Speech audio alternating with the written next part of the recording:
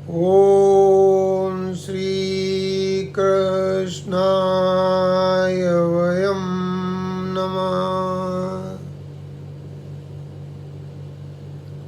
श्रीमद् भगवद गीता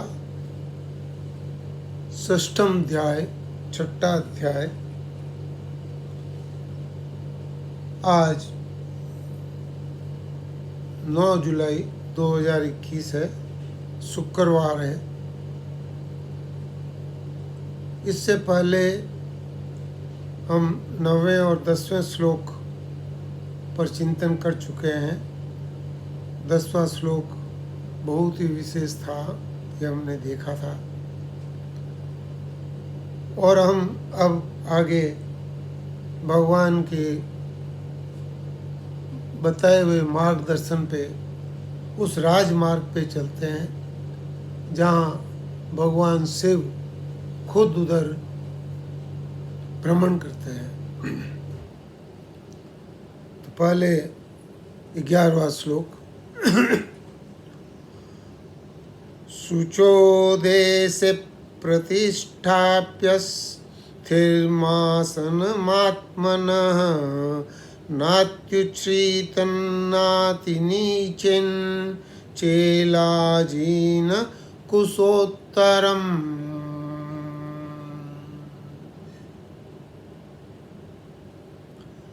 अब भगवान बहुत विशेष बात करते हैं कि किस तरह से बैठ के ध्यान करना है। और एक इसमें विशेष बात अखंडानंद जी बताते हैं कि ये सारा जब की चीज़ है ये अपने आप करनी है, इसमें किसी का सहारा बिल्कुल नहीं लेना है। जैसे कई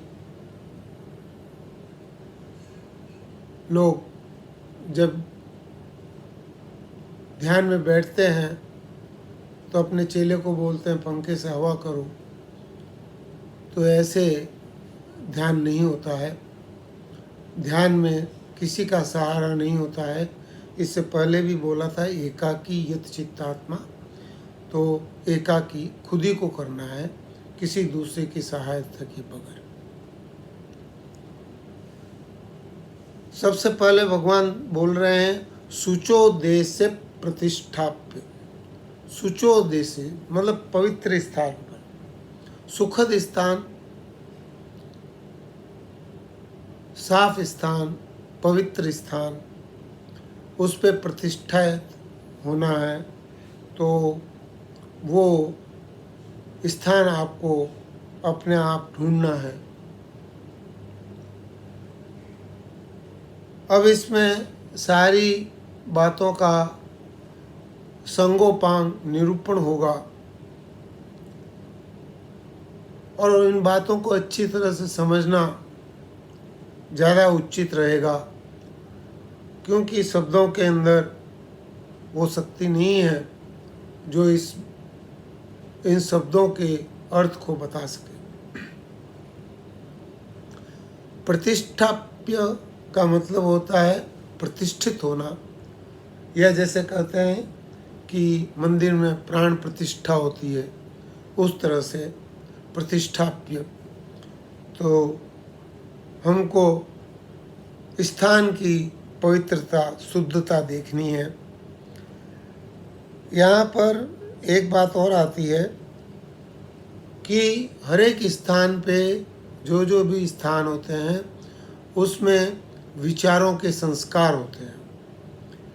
इसलिए इस चीज़ को भी हमें समझना चाहिए कि हम ऐसे स्थान पर बैठें जहाँ हमारे विचारों में वृद्धि हो, विचारों में पॉजिटिवनेस आए, विचारों में शक्ति प्रदान हो, विचारों में भगवान का गमन हो।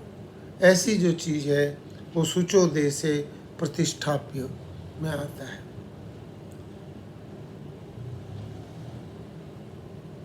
उसके बाद में स्थिर मासन मात्मना, मन को स्थिर करना। मन को स्थिर करने का मतलब क्या है कि इच्छा के रहित, इच्छा बिल्कुल नहीं हो, इच्छा रहित हो और अंतकरण शांत हो, उसको बोलते हैं स्थिर महासन महात्मना, स्थिर मन। ये स्थिर मन, और इसमें आगे बोला है नात्युच्छितन नाति नीचन, न ज़्यादा ऊंचा हो और न ज़्यादा नीचा हो। तो आसन ऐसा होना चाहिए कि जो नीचे होने से भी परेशानी है, ऊपर होने से भी परेशानी है। नीचे होने से ये है जीव जंतु और पानी वगैरह आने का भय रहता है। ऊंचा अगर हुआ, ज़्यादा ऊंचा हुआ और आप अगर ध्यान में बैठे हैं, हो सकते हैं आप लुढ़क जाएं, तो आपको चोट आ सकती है। तो इसलिए न तो ज़्यादा ऊंचा न ज़्यादा नीचा, ऐसा आसन आपको रखना है। और चेला जिन कुशोत्तरम, नीचे कुश घास, सूखी घास के ऊपर एक कपड़ा, शुद्ध कपड़ा, और उसके ऊपर मर्ग चर्म, चेल मर्ग चर्म को कहते हैं। तो इस तरह से ये 3 तरह की चीज़ें बताई हैं कि इसको रख के और हमको बैठना चाहिए।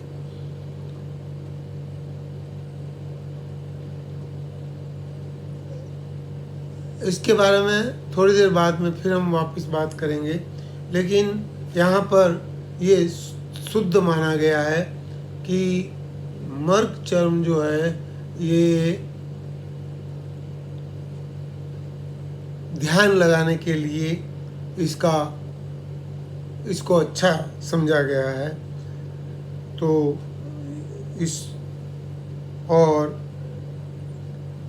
इस तरह हमने देखा कि हमको किस तरह से इसको तैयारी करनी है। उसके बाद में 12वां श्लोक, तत्रेकाग्रम मनः कृत्वा यत् चित्तेन्द्रिय क्रिय उपविश्यासने युञ्जात योगमात्म विशुद्धये।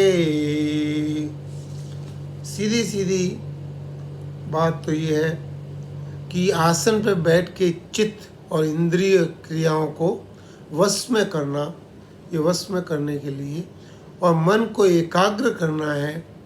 और ये हम किस लिए कर रहे हैं कि अंतकरण की शुद्धि के लिए योग अभ्यास कर रहे हैं।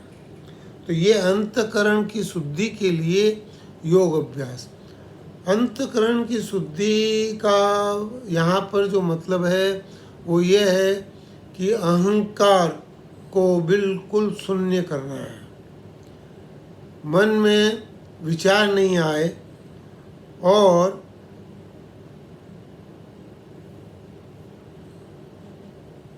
मन एकाग्र हो जाए। क्योंकि अहंकार है जो मन को हमेशा डिस्टर्ब करता रहता है। तो इसलिए अहंकार शून्य की स्थिति जो है वही यहाँ आत्मशुद्धि का मतलब है। और इसके लिए हमको अभ्यास करना है। तो अभ्यास करने के लिए क्या, एक तो चित्त और इंद्रियां, इसके अंदर अखंडानंद जी ने बताया है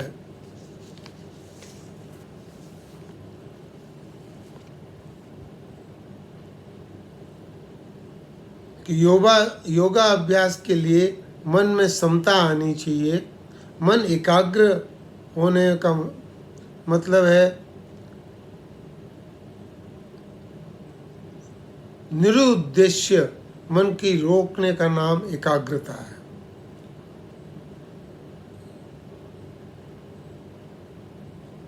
यत चित्तेंद्रिय, इसके अंदर 4 बातें बताई गई हैं।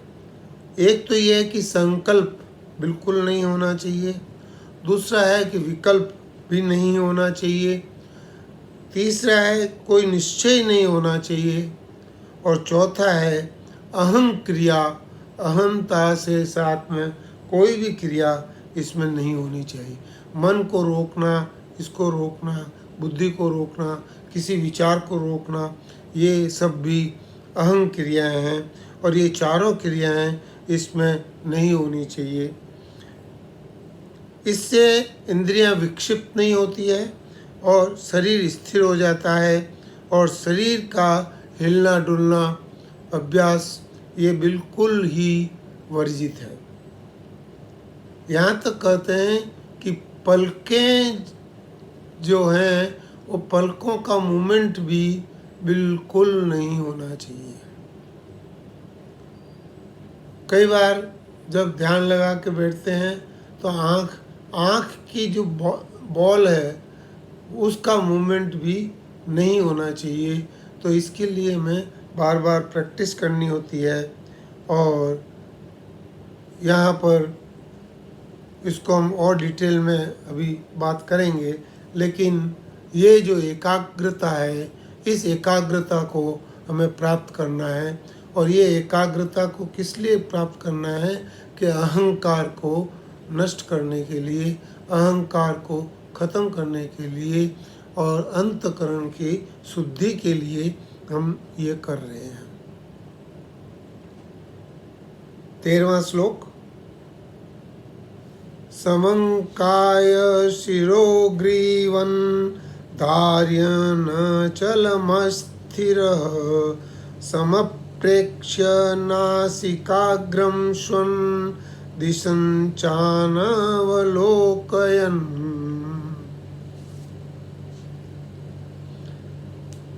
इसमें बताया है कि काया मतलब शरीर, सिर और गला ये सीधा होना चाहिए। रीढ़ की हड्डी जो है वो बिल्कुल एकदम लंबवत, एक जैसे कि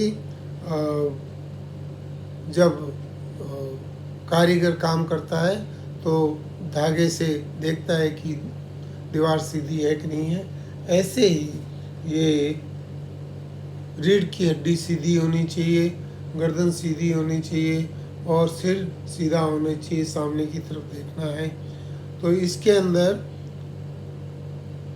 कुछ लोग तो ये भी बोलते हैं कि मटर का दाना सिर पे रखें तो वो गिरना नहीं चाहिए, तो ये एक है। लेकिन जिनके बाल हैं तो उनके तो उस पर क्या रखा जाएगा, ये सब जो चीज़ें हैं इनको समझने की बात है। तो काया सिर गले को सीधा अचल धारण करके और सारी दिशाओं की तरफ से अपना ध्यान हटा दें। किसी भी दिशा में, दाएं बाएं ऊपर नीचे, हम इसको कहते हैं 10 दिशाएं, 10 दिशाओं से अपना ध्यान हटा के ध्यान सीधा हृदय में केंद्रित कर दें और नासिका के अग्रभाग में हम इसके अंदर यहाँ भी ये भी बात बोली गई है कि न तो आंखें पूरी खुली होनी चाहिए और न ही आंखें पूरी बंद होनी चाहिए।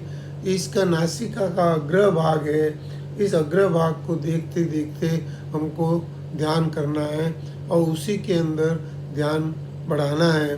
तो इस तरह से ये यहाँ पे बताया गया है कि भगवान ने गीता के अंदर ये 3 श्लोक के अंदर बताया कि कैसे स्थान पे बैठना है, कैसे मन को एकाग्र करना है और कैसे शरीर को स्थिर करना है और कैसे नासिका के अग्रभाग पे केंद्रित करना है।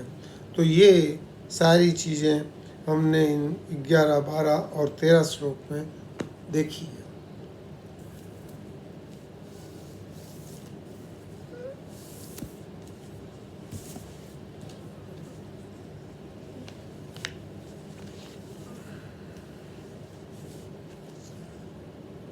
तेरहवें श्लोक के लिए अखंडानंद जी एक स्पेशल बात बोल रहे हैं, उसका भी ध्यान दें। वो कहते हैं कि ये समता योग है। कई लोग कन्फ्यूजन करते हैं कि ये पातंजलि योग है। पातंजलि योग अलग रखना चाहिए, उसको बाद में बताएंगे कि उसका क्या है। तो पातंजलि योग में समता योग नहीं होता है, तो इसको चीज़ को समझना है। तो उसमें विक्षेप और समाधि भेद करके विक्षेप की पृथक समाधि स्थापित करने वाला योग है, इसलिए उसके अंदर समता योग नहीं है। दूसरा, अखंडानंद जी बोल रहे हैं कि ये जो यहाँ पर योग की बात हुई है, इसलिए भगवान ने कहा है बुद्धि को ठीक कर लो फिर युद्ध करो। अर्जुन, तुम बुद्धि को ठीक करो फिर युद्ध करो, बुद्धि ठीक कर लो फिर युद्ध करो, बुद्धि ठीक कर लो फिर समाधि लगाओ, बुद्धि ठीक कर लो फिर वेदांत पे विचार करो। तुम्हारा औजार बिल्कुल ठीक होना चाहिए। ये बुद्धि जो है यही सबसे सूक्ष्म औजार है, ये मन के अंदर घूमता है। जैसे हम पहले बात हुआ था ना, शरीर से सूक्ष्म इंद्रियां हैं, इंद्रियों से सूक्ष्म मन है और मन से भी सूक्ष्म बुद्धि है। सूक्ष्म का मतलब ये होता है कि वो उसके अंदर विचरण करता है। बुद्धि मन के अंदर विचरण करके देखती है, बोलता है आज तो मेरा मन नहीं लग रहा है। ये कौन बोल रहा है? कि बुद्धि बोल रही है, क्योंकि वो मन के अंदर विचरण करता है। ऐसे ही मन इंद्रियों के अंदर विचरण करता है और इंद्रियां शरीर के अंदर विचरण करती हैं, तो इसलिए वो सूक्ष्म है। इसलिए बुद्धि यहाँ सूक्ष्म है, ये सूक्ष्मतर औजार है, सबसे तेज औजार है आपके पास में, और ये औजार बिल्कुल ठीक होना चाहिए। अखंडानंद जी आगे बोल रहे हैं, अगर बंदूक की नली मैली होगी, जंग खा लेगी, तो उसमें भरी हुई गोली भी बाहर नहीं निकलेगी, उसी में अटक जाएगी। बुद्धि मानो बंदूक की नली है, उससे चाहे सांख्य का निशाना मारो, चाहे योग का निशाना मारो, यह बिल्कुल ठीक ठाक साफ सुथरी होनी चाहिए। तो बुद्धि के अंदर समत्व आना, बुद्धि के अंदर समानता आना, बुद्धि के अंदर एक राग होना, ये जो चीज़ है ये इम्पोर्टेंट है। और जब हम बोलते हैं अंतकरण विशुद्ध है, अंतकरण विशुद्ध है के अंदर अहंकार का नाश करके बुद्धि को हमें समता के अंदर लाना है। तो ये जो चीज़ है ये यहाँ पे बताई है। अब हम थोड़ा सा हट के और भगवत पुराण के 11वें स्कंद के अंदर जाते हैं, और 11वें स्कंद के अंदर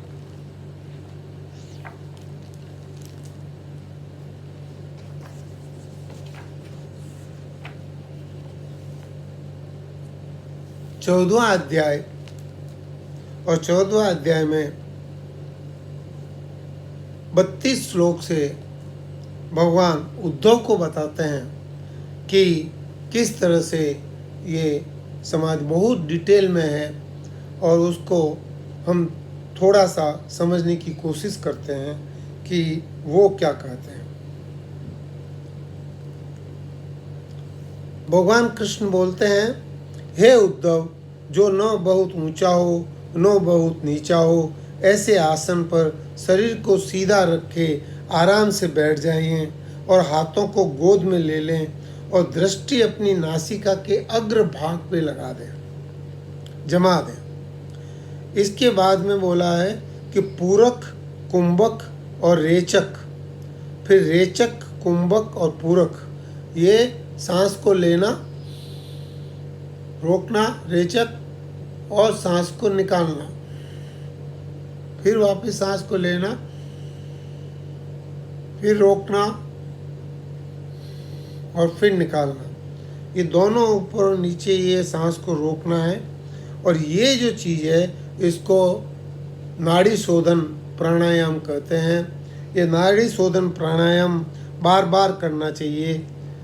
भगवान तो ये भी बोल रहे हैं कि ये जो प्राणायाम है ये दिन में 3 बार, मतलब 10 राउंड इधर, 10 राउंड इधर, 10 राउंड पूरा, मतलब एक चलिए 1 राउंड होगा, ये लिया, रोका,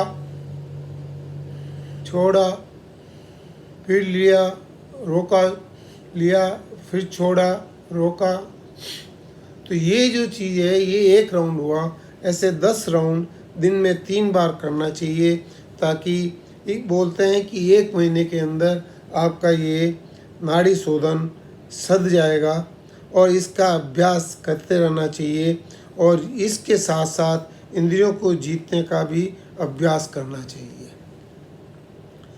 भगवान आगे बोलते हैं, हृदय में कमल नाल जैसे है, एक नली जैसे कमल की नली होती है, ऐसे नली में जैसे कि ओम, पतली से पतली आवाज ओम की आएगी।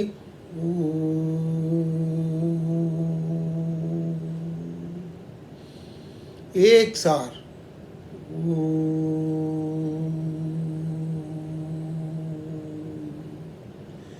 तो इस तरह से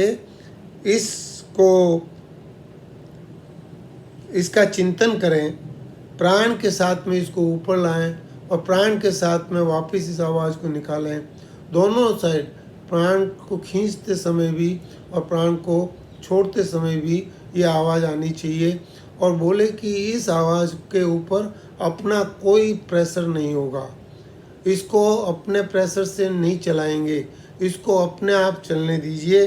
तो ये जो है, और ये इसके अंदर ये जो घंटा नाद की आवाज़ आएगी, घंटा नाद की जैसे टन जो आवाज़ होती है, घंटा टन,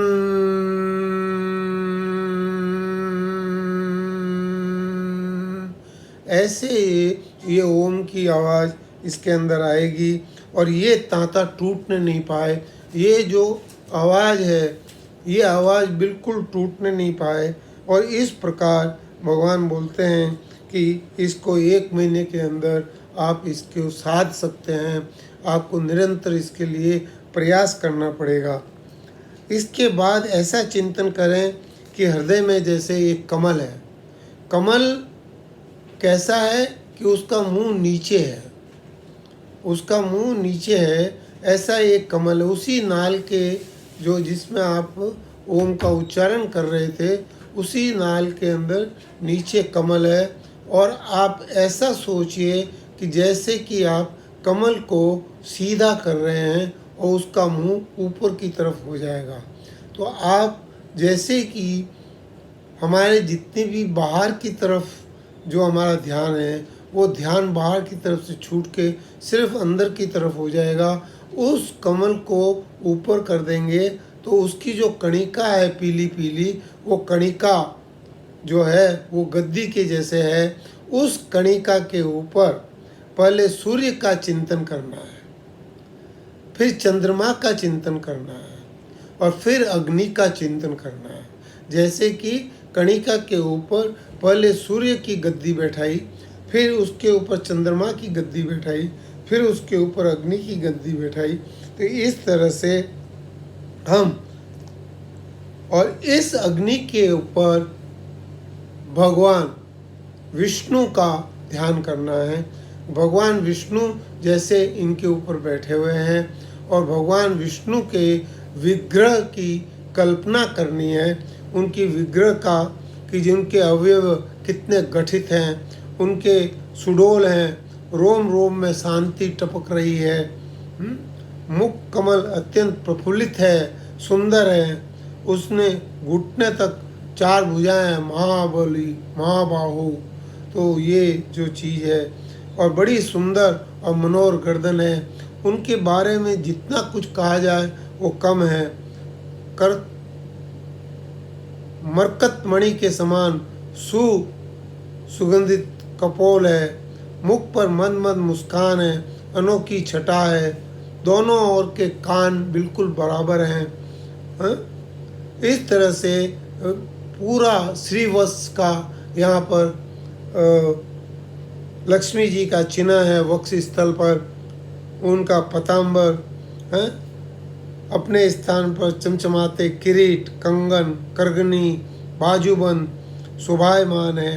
और इस तरह एक एक अंग के ऊपर ध्यान दिया जाएगा, और किसी भी अंग के ऊपर जो अंग आपको अच्छा लगे उसके ऊपर ध्यान केंद्रित करना है, और सारा ध्यान एक अंग के ऊपर केंद्रित हो जाएगा और उसके बाद में उस ध्यान को उनके मुखमंडल की तरफ लाना है और मुखमंडल की तरफ ध्यान खींच लें और बुद्धि रूपी सारथी की सहायता से वो ध्यान भगवान बोल रहे हैं वो मुझ में लगाएं, वो ध्यान मुझ में लगा दें। ओम ओम ओम।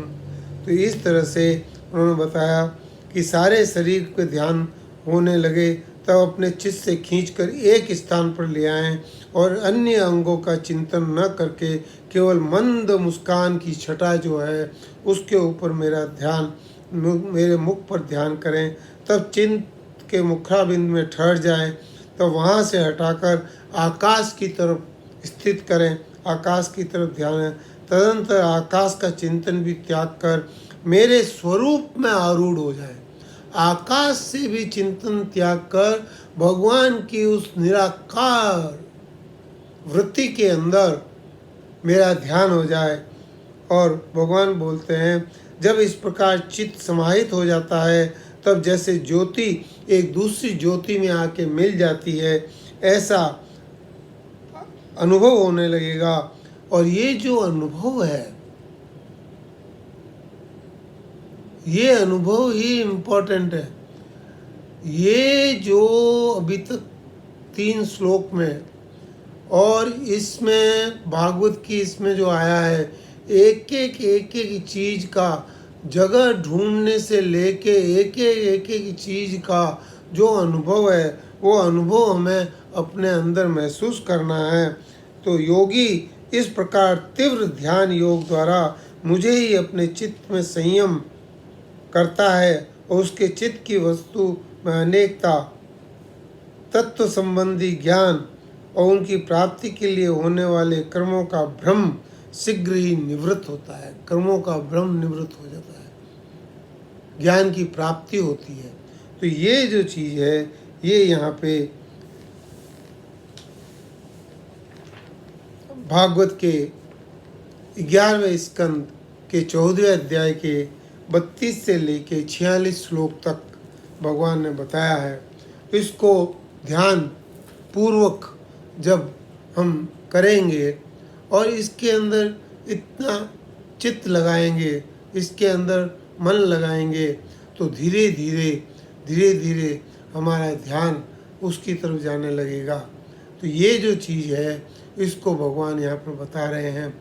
अगले 2 श्लोक अभी और हैं जो 13 और 14वां श्लोक ने 13 तो कर लिया हमने, 14वां और 15वां श्लोक तो उसको भी हम अगले प्रवचन में लेंगे। और तब तक मैं अपनी वाणी को विश्राम देता हूँ। राम।